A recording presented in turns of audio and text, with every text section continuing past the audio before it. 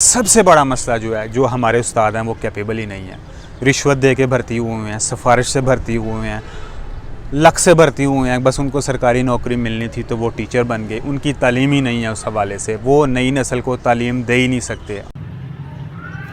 अस्सलामु अलैकुम जी, क्या हाल चाल है? ठीक हैं आप सब? खैर खैरियत से हैं, खुश हैं?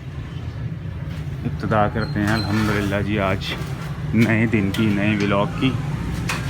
तो आज दिन है जनाब जी सोमवार का और तारीख़ हो चुकी है 28 जून। तो दिन जो है वो काफ़ी गर्म लग रहा है क्योंकि सूरज जो है वो बहुत ज़्यादा हीट अप हो चुका है। तो अभी ज़रा बाहर जाके देखते हैं क्या हालात हैं।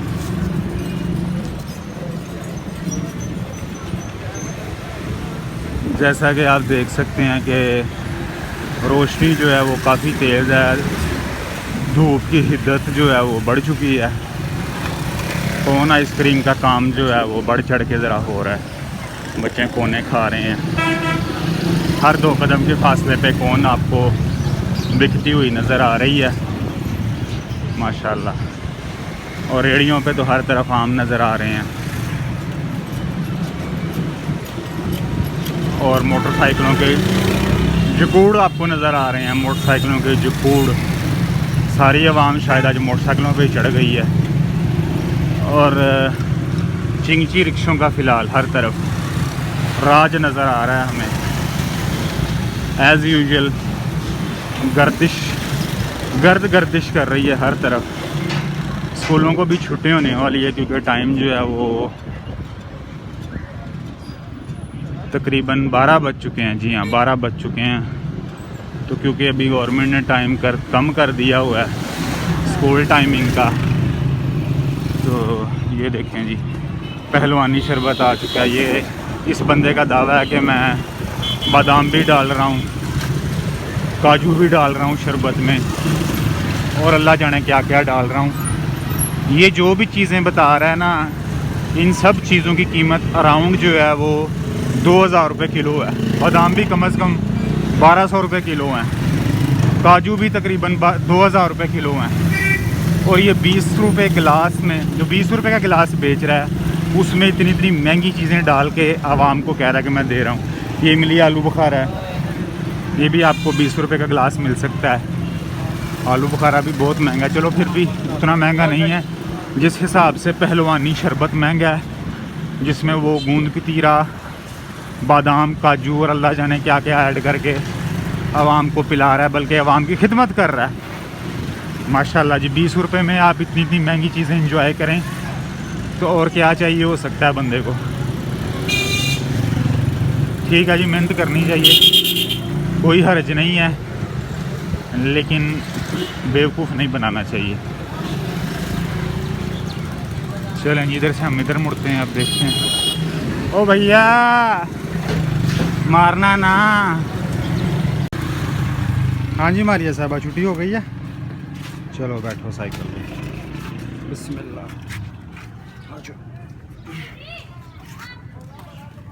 बैठ गई है।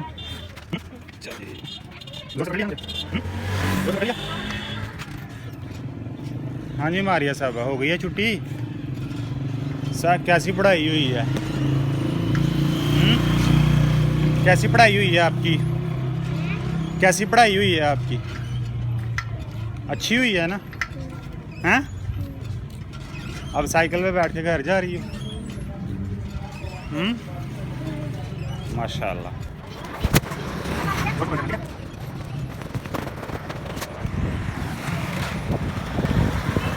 ये देखो, गन्ने का भी रस अवेलेबल है, अगर आप पीना चाहती हो ना, गन्ने का रस भी पी सकती हो।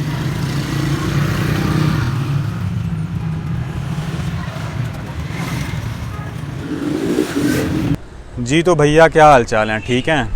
बच्चे को स्कूल से लाने के बाद तो हमने व्लॉग उधर ही छोड़ दिया था, तो उसका हिस्सा अपना, तो उससे आगे वाला हिस्सा मुकम्मल करते हैं। देखो, अगर आप वालिदैन हो तो सबसे पहले आपके जहन में बच्चों की तालीम व तरबियत के हवाले से ख्याल आ सकता है कि यार मेरे बच्चे की तालीम व तरबियत अच्छी से अच्छी होनी चाहिए, वो अच्छे स्कूलों में जाए, उसका अखलाकी मेयार बंद हो, उसका समाजी मेयार बंद हो, ये तो एक फ़ितरी ख्वाहिश है यार, इससे तो कोई बंदा इनकार नहीं कर सकता। क्योंकि वालिदैन तो यही चाहते हैं कि जो हम अपनी ज़िंदगी में हासिल नहीं कर सकते वो चीज़ हमारा बच्चा हासिल करे, हमारी बच्ची हासिल करे, उसका एक मुआशरे में नाम हो, वो एक बुलंद कुर्सी पर बैठे, अपना भी नाम रोशन करे, हमारा भी नाम रोशन करे। ये एक बिल्कुल जायज़ ख्वाहिशात है, इस एक बिल्कुल जायज़ ख्वाहिश है, इससे तो कोई इनकार नहीं कर सकता।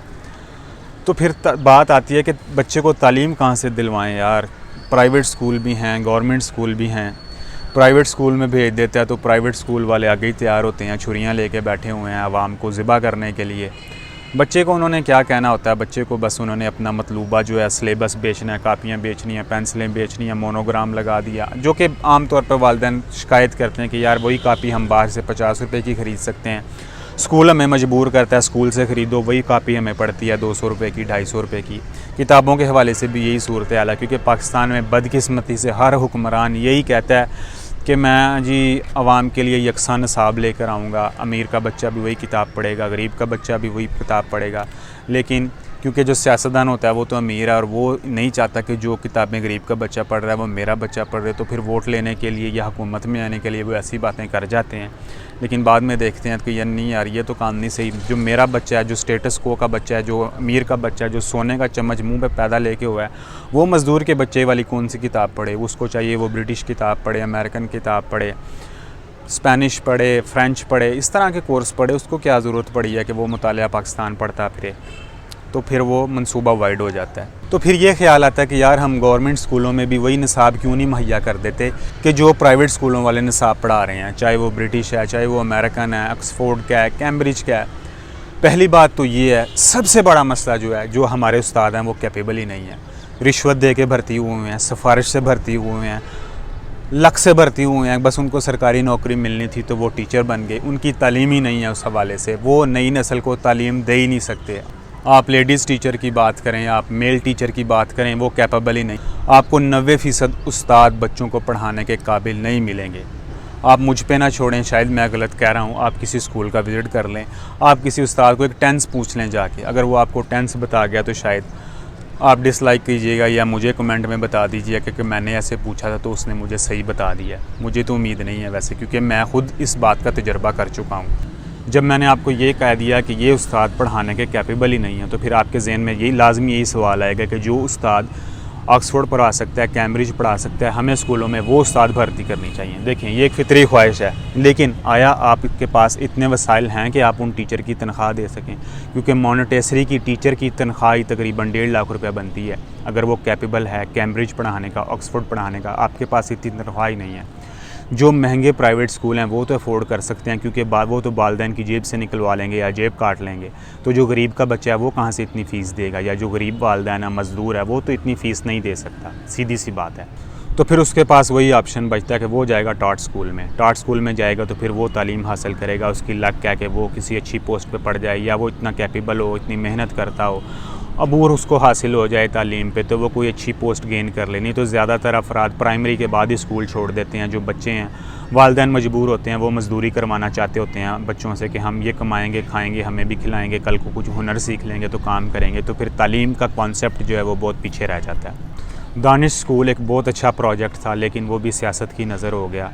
इमरान खान साहब ने आते ही गुज़िश्ता हुकूमत के प्रोजेक्ट को नाक़िस कहकर, हालांकि प्रोजेक्ट कुछ अच्छे भी थे, ये नहीं कि सारे अच्छे थे सारे बुरे थे, ये बात नहीं है, लेकिन ज़ाहिर बात है कि अच्छे प्रोजेक्ट्स भी थे। अगर उन पे काम किया जाता तो हालात बहुत बेहतर हो सकते थे, लेकिन उन पे कांटा लगा के ताला लगा देना ये मेरा ख्याल ज़्यादती है। क्योंकि जो करोड़ों रुपया उस मद में ख़र्च हुआ वो तो आवाम के टैक्स से पैसों के गया, ना तो वो शहबाज शरीफ ने जेब में लगाया था, और ना ही इमरान खान साहब अगर उन पे ख़र्च करते तो इमरान खान साहब ने अपनी जेब में लगाना था, अपनी जेब से लगाना था। ज़ाहिर बात है आवाम का पैसा था, आवाम पे लगना चाहिए था, लेकिन ऐसे तमाम मंसूबों को बदकिस्मती से बंद कर दिया गया।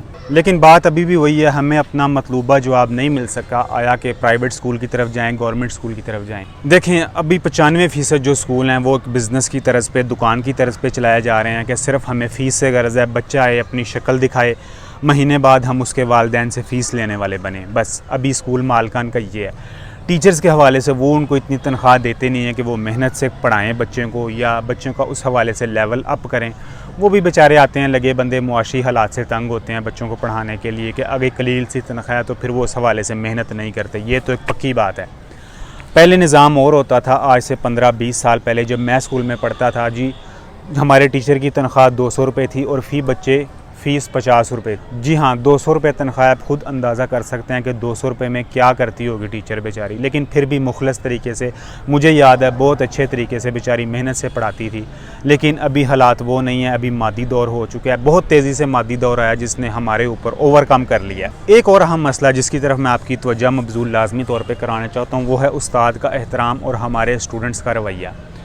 पहले बहुत ज़्यादा एहतराम होता था। मुझे याद है कि अगर टीचर हमारा अगर किसी रोड से आ रहा होता था, गली से आ रहा होता था, हम डर के मारे, खौफ के मारे, उसके एहतराम के मारे रास्ता बदल जाते थे कि यार उस्ताद हमारा देख लेगा।